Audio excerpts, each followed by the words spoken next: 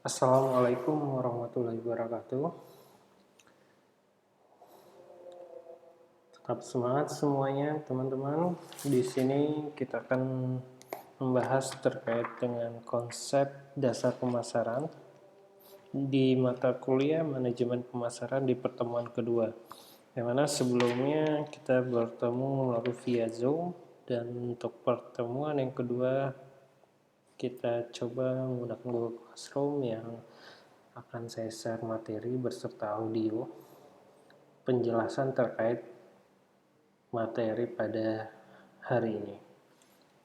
Baik, di sini ada pokok pembahasan terkait materi apa saja yang akan kita bahas pada hari ini, yaitu pertama pengertian pemasaran, yang kedua konsep dalam pemasaran, yang ketiga metode pemasaran, dan keempat prinsip-prinsip pemasaran, dan yang terakhir sistem pemasaran dan lingkungan pemasaran. Baik, untuk poin pertama, untuk pengertian pemasaran, mungkin secara umum dari semua yang di kelas ini sudah ngerti ya pasti pemasaran. Mungkin tapi di mata kuliah ini pastinya kita akan lebih detail terkait dengan apa sih itu manajemen pemasaran. Sebelum kita masuk ke pembahasan yang lebih lanjut dalam satu semester ini, di sini kita membahas tentang konsep dasarnya terlebih dahulu. Yang pertama dari pengertian pemasaran. Yang di sini dijelaskan ada beberapa istilah pemasaran secara umum, di mana pemasaran biasanya lebih dikaitkan dengan adanya kebutuhan dan keinginan manusia yang selalu berlimpah. Dan dari pemasaran biasanya juga akan timbul keinginan dan kebutuhan. Tanpa ada pemasaran, keinginan dan kebutuhan biasanya tidak akan terpenuhi karena tidak ada komunikasi ataupun informasi terkait dengan produk ataupun jasa yang dibutuhkan atau yang diinginkan. Dalam konsep pemasaran, pastinya di sini jika minat pembelinya menguat, otomatis para penjual pun lebih giat. Dengan kata lain, ada suatu produk di misalnya di fenomena suatu keadaan dan minat pembeli cukup banyak. Untuk memenuhi minat tersebut dari pembeli, pastinya penjual akan mempromosikan ataupun menginformasikan produk-produk yang dimiliki masing-masing perusahaan atau masing-masing penjual. Yang di sini pastinya lebih ke jangka pendek ya. Nah, semisalnya di sini minat pembelinya yang sudah terpenuhi semua, otomatis kekuatan minat daya beli itu mungkin akan berkurang karena sudah terpenuhi. Dan dengan kata lain, di sini peran penting sebagai manajemen pemasaran itu tidak hanya untuk melakukan penjualan saja, tapi melakukan persediaan ataupun selling untuk repeat order yang jangka panjang. Karena di sini pada saat minat pembelimu otomatis labanya pasti akan tinggi. Dan tinggi itu kalau tidak diiringi dengan konsep dari sebuah manajemen pemasaran, otomatis minat pembeli itu mungkin tidak akan menguat selamanya, dan nanti ada suatu titik minat pembeli itu akan lesu jika produk yang ditawarkan mungkin itu saja. Nah, di sini yang ketiga itu ada pernyataan dari Philip Kotler yang mengatakan di situ minat pembeli biasanya selalu berubah-ubah. Nah, di sini pentingnya nanti manajemen pemasaran untuk mengetahui apa sih yang minat atau kebutuhan atau keinginan dari seorang customer atau pembeli terkait dengan produk yang akan dibuat ataupun yang diciptakan, dan seperti nanti yang kita bahas seperti brand yang lebih dipahami ataupun kemasan yang disukai. Dan pastinya manajemen pemasaran berperan penting untuk mengenali peluang-peluang tersebut. Ya mungkin contohnya tren hidup sehat ya saat ini ya. Pastinya orang tidak akan membeli produk yang misal tidak bergizi ataupun saat ini mungkin untuk lebih ke penjualan saat ini kan produk yang diinginkan masyarakat pada saat pandemi mungkin seperti hand sanitizer, terus pembersih seperti disinfektan dan masker dan yang lain-lainnya ya, mungkin sesuai keadaan saat ini. Jika sebuah perusahaan mungkin tidak berinovasi atau mengenali peluang-peluang terhadap keinginan atau kebutuhan masyarakat, berarti tidak akan berefek dengan minat pembeli. Dan juga di yang keempat ini perusahaan juga harusnya mengikuti perubahan dan kebutuhan serta keinginan baru. Biasanya nanti kita di pertemuan berikutnya yang terakhir ada riset, pastinya kita akan menemukan apa sih yang dibutuhkan masyarakat saat ini. Dan juga perusahaan pastinya harus mengikuti perubahan kebutuhan, dan kebutuhan di sini bukan dalam bentuk hanya produk saja, tapi dalam bentuk pelayanan. Nah, yang mungkin tren saat ini yaitu harus mengikuti tren teknologi yang ada. Dan banyak contoh pemasaran seperti kalau bentuk mungkin emas ya, yang beberapa bulan yang lalu tren cukup tinggi, harganya sampai 1 juta, dan saat ini harganya kalau nggak salah turun di bawah 1 juta. Dan kemarin info ada lihat status dari teman itu menguat lagi. Itu salah satu yang produk yang tidak bisa diprediksi ya untuk kenaikannya, tapi untuk jangka panjang pasti naik. Salah satu produk yang prospeknya sangat bagus. Dan saat ini juga produk-produk yang dulu tidak memproduksi hand sanitizer akhirnya sekarang juga memproduksi karena mengikuti perubahan ya, kebutuhan yang ada. Nah, di sini ada peta pembelajaran manajemen pemasaran yang sama definisi yang kita ingin bahas. Dan yang kedua pastinya nanti adanya timbul need, kebutuhan, keinginan, dan demand atau permintaan dari masyarakat. Dan selanjutnya pasti kita akan menjelaskan apa itu pasar, dan seperti apa, dan marketing konsep untuk ya setiap pemasaran pasti yang kita butuhkan strategi ataupun mengatur dalam sistem pemasaran, bukan hanya soal menjual tapi tidak ada strateginya. Itu otomatis biasanya nanti akan membutuhkan waktu atau istilahnya di sini menghabiskan waktu yang tidak efektif dan juga tenaga yang tidak efektif. Yang dibutuhkan tenaga atau manajemen pemasaran agar waktu dan tenaga kita lebih efektif untuk melakukan pemasaran. Dan di sini scope marketing, di sini ada marketing konsep dan alatnya, toolsnya. Biasanya di sini ada STP yang akan mungkin kita coba informasikan di pertemuan berikutnya. Segmenting, targeting, dan positioning, dan marketing mix. Ada biasanya kalau dulu 4P dan terakhir berkembang jadi 7P.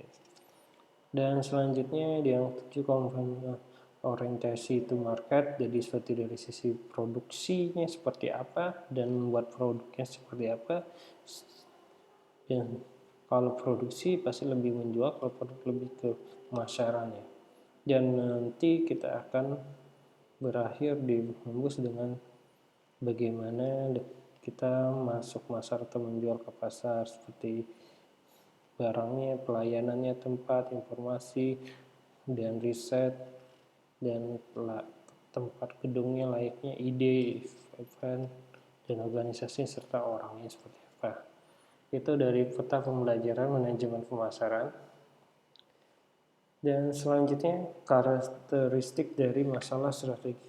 Ya, di sini ada 5. Pertamanya di sini dalam masalah strategik pastinya kita berorientasi pada masa depan.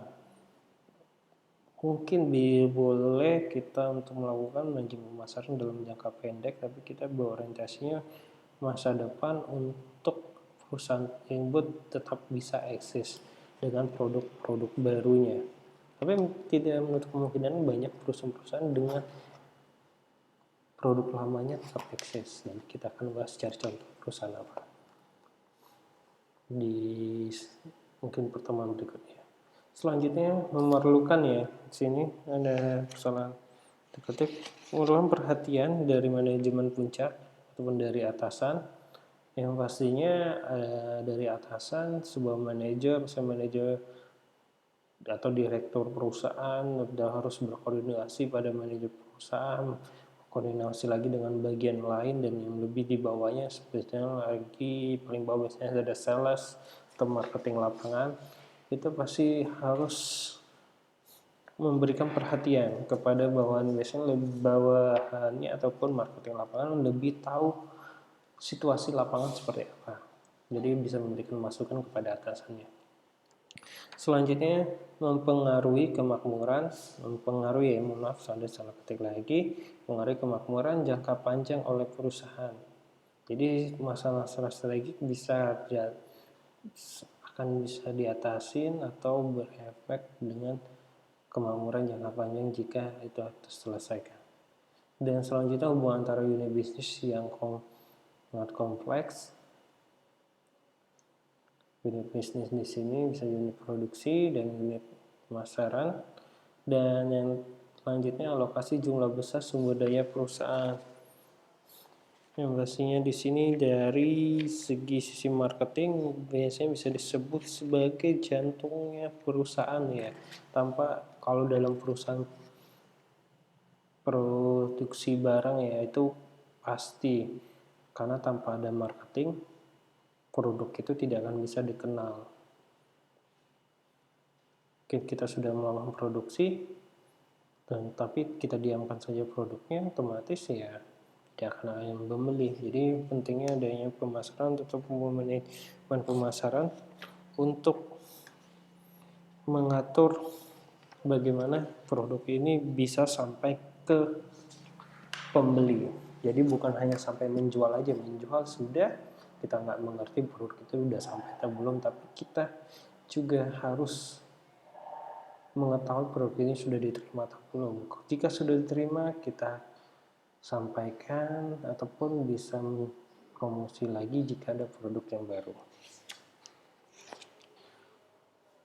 Selanjutnya, nah di sini untuk ada konsep yang tadi needs, want, dan demand dan kebutuhan. Itu dari pertama tuntutan dasar manusia seperti contohnya makan ya. Dan keinginan di sini kalau keinginan mungkin makannya, kalau makannya pengen makan nasi padang atau makan sate, mungkin bisa berbeda-beda. Kalau kebutuhan itu rata-rata pasti sama. Nah kalau keinginan ini bisa bervariasi, bisa kalau mau makannya makan bakso atau makan sate atau makan nasi goreng atau yang lain-lainnya ya. Nah sedangkan untuk demand, permintaan itu tergantung dari suatu produk yang ditawarkan. Seperti contoh di sini, keinginan akan suatu produk yang didukung dengan kemampuan dan kesediaan untuk membelinya, seperti mobil BMW.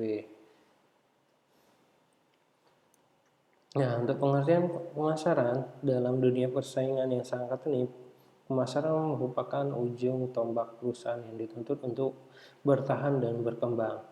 Jadi, seorang pemasaran dituntut memahami permasalahan pokok di bidangnya dan menyusun strategi agar dapat mencapai tujuan perusahaan.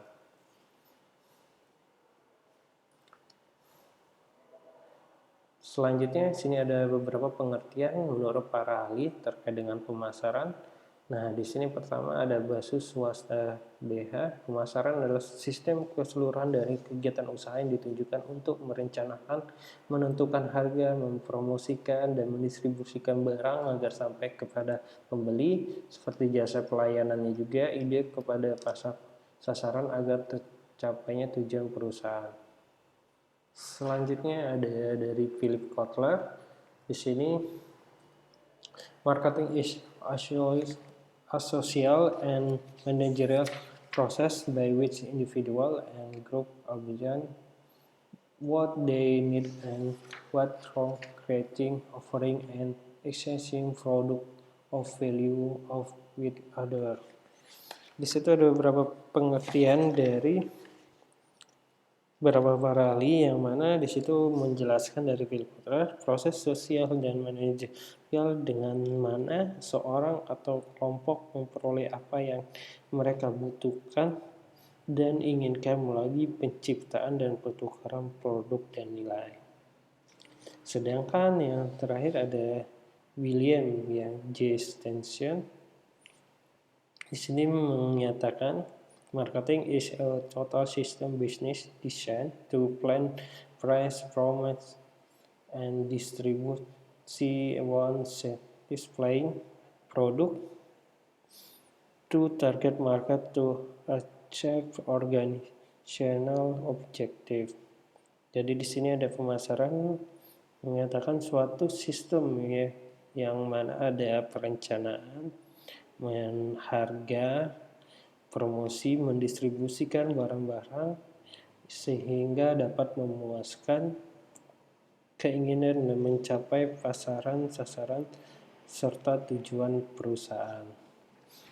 Kurang lebih di sini ada 3 pengertian dari menurut para ahli, yang mana dari 3 pengertian itu bisa kita simpulkan. Yang pertama, kegiatan manusia yang bertujuan untuk memuaskan kebutuhan dan keinginan. Yang kedua, keinginan perusahaan dalam membuat rencana, menentukan harga, promosi saat mendistribusikan barang dan jasa. Dan yang selanjutnya, pemasaran berorientasi pada langganan yang ada dan potensial, jadi tidak, kalau bisa mempertahankan pasar yang sudah ada. Dan yang keempat, bertujuan memuaskan kepentingan langganan atau customer yang sudah ada, tetapi juga memperhatikan semua kepentingan pihak-pihak yang terlibat di dalamnya, seperti kesejahteraan sosial karyawannya, kepentingan masyarakat sekitarnya, kepentingan para pemegang saham, dan pencemaran lingkungan, serta lain-lainnya. Dan yang terakhir, program pemasaran itu dimulai dengan sebuah ide tentang produk baru, barang dan jasa, bisa ide pribadi ataupun tempat, dan tidak berhenti sampai keinginan konsumen benar-benar terpuaskan. Jadi jika sudah terpuaskan, mungkin bisa dilakukan untuk pemasaran yang lain yang sebelumnya, biasanya banyak yang sebelumnya belum butuh malah menjadi keinginan. Akhirnya ya nanti untuk konsep itu pemasaran yang secara syariahnya mungkin kita bahas di video berikutnya. Selanjutnya di sini ada beberapa konsep dalam pemasaran. Yang pertama di situ ada konsep produksi, yang mana konsep produksi di sini berorientasi pada produksi, di mana para manajer perusahaan memusatkan upaya untuk mengefisiensi yang tinggi dan distribusi yang luas. Pada konsep ini permintaan lebih banyak daripada penawaran. Jadi pada tahap ini supply lebih kecil daripada demand. Dengan demikian konsep ini pemasarannya tidak atau kurang berperan. Selanjutnya ada konsep produk. Nah, di sini untuk konsep produk, konsep ini perusahaan berupaya memproduksi produk yang berkualitas. Tugas manajemen di sini adalah membuat produk berkualitas karena ia beranggapan konsumen menyukai produk berkualitas. Jadi dalam konsep tetap ini supply sama dengan demand. Selanjutnya ada konsep penjualan. Konsep penjualan di sini manajer berorientasi pada volume penjualan uang yang tinggi atau pendapatan yang tinggi. Tugas manajemen adalah meningkatkan volume penjualan karena manajemen beranggapan bahwa perusahaan perlu mengadakan kegiatan penjualan dan promosi yang gencar. Jadi dalam konsep ini supply banyak agar sama dengan demand. Selanjutnya konsep pemasaran. Di konsep pemasaran yang berorientasi manajemen untuk menentukan bahwa kunci pencapaian tujuan organisasi terdiri dari kemampuan organisasi atau perusahaan untuk menentukan kebutuhan dan keinginan pasar yang dituju dan kemampuan organisasi tersebut. Jadi memenuhinya dengan kepuasan yang diinginkan. Pastinya secara efektif dan efisien daripada pesaing. Jadi konsep pemasaran sini supply-nya lebih besar 2 kali lipat sama dengan demand. Dan yang selanjutnya konsep pemasaran kemasyarakatan atau the social marketing concept. Untuk konsep ini, manajer eksekutif tidak hanya berupaya memenuhi kepuasan pelanggan dan tercapainya tujuan perusahaan, akan tetapi juga berupaya bagaimana dapat memberikan jaminan sosial bagi semua sumber daya manusia yang terlibat dalam pemasaran itu, seperti kesejahteraan karyawan, pencemaran lingkungan, dan lain-lain.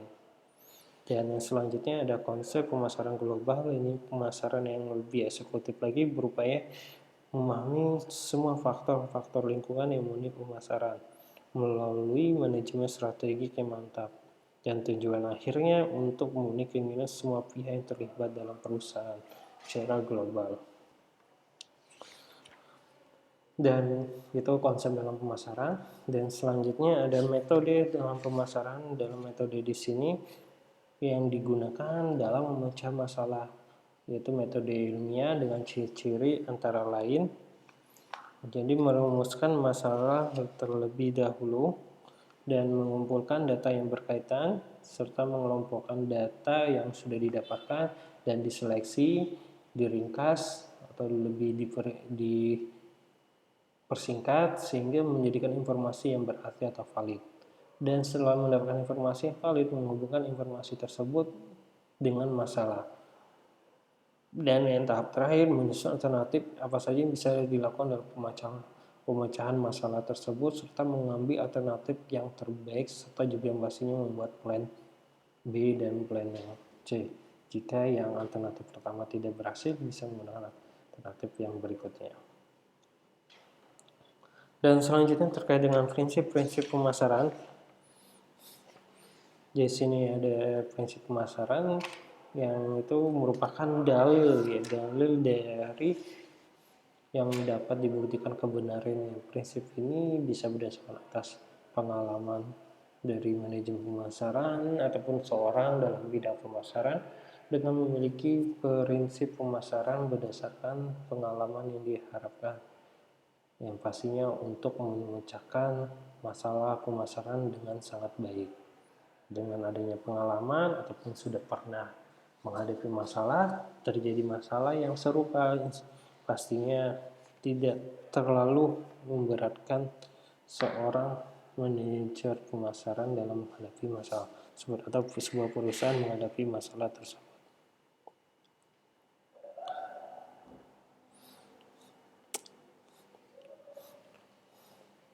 Selanjutnya di sini ada secara visual perbedaan konsep penjual dan pemasaran dapat digambarkan sebagai berikut. Di sini ada dibagi 3 golongan: pusat perhatian, prosedur dan alat, dan hasil akhir. Pertama di konsep penjual, dari pusat perhatiannya produk, sedangkan prosedur dan alatnya penjualan dan produksi, dan hasil akhirnya laba melalui jumlah penjualan. Sedangkan di konsep pemasaran, kebutuhan sebagai pusat perhatian, prosedur dan alat pemasarannya secara terpadu, dan hasil akhirnya laba melalui kepuasan pembeli. Sedangkan untuk konsep pemasaran baru itu ada lingkungan pusat perhatiannya, prosedur dan alat, manajemen strategik, dan selanjutnya hasil akhirnya stakeholder benefit atau mendapatkan keuntungan dari perusahaan.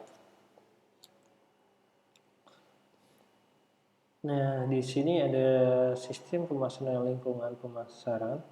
Yang pertama di sistem pemasaran, di sini diartikan kelompok item yang saling berhubungan dan saling berkaitan secara tetap dan terpadu mencakup. Di sini pertama ada gabungan organisasi, pastinya berhubungan produk dan jasa dan gagasan, serta memiliki target pasar dan sebagai perantara atau reseller, dan juga memperhatikan kendala lingkungan saat ini.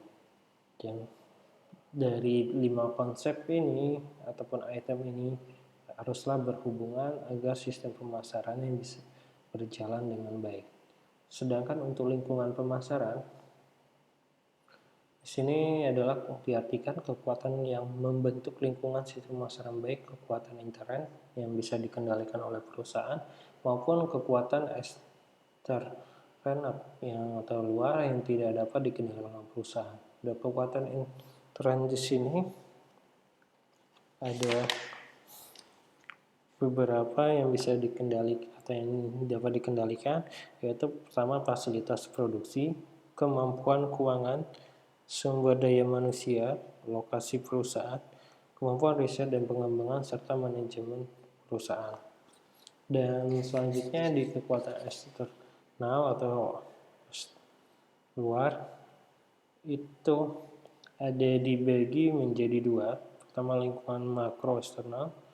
Nah, di lingkungan makro di sini dibagi lagi ada 6 kekuatan lingkungan makro eksternal yang mempengaruhi dalam sistem perusahaan. Yang pertama ada demografi, kondisi ekonomi, persaingan, kekuatan sosial budaya, kekuatan politik dan hukum, serta teknologi. Yang pada saat ini pastinya lagi dipengaruhi ya kondisi ekonomi dan teknologi. Dan selanjutnya lingkungan mikro eksternal atau dalam lingkungan mikro. Di sini dapat digambarkan secara visual produsen dan perantara saling berhubungan dan juga program pemasaran perantara dan sampai ke pasar, dari pasar juga balik lagi perantara dan ke program pemasaran perusahaan dan balik perantara kembali lagi ke produsen. Jadi pasar di sini ada sekelompok pembeli aktual dan potensial sebuah produk atau jasa. Sedangkan untuk perantara atau penyuplai adalah mereka yang menyuplai bahan mentah setengah jadi pada produsen. Sedangkan untuk perantara pemasaran, di sini organisasi bisnis yang membantu memperlancar arus produk atau jasa antara sebuah organisasi pemasaran dan pemasarnya. Baik, kurang lebih itu saja yang bisa dapat saya sampaikan. Jika ada yang ingin ditanyakan atau didiskusikan, silakan dituliskan di kolom komentar. Insya Allah akan saya bantu jawab. Itu saja dari saya. Saya akhiri untuk materi pada pertemuan kedua ini. Assalamualaikum warahmatullahi wabarakatuh.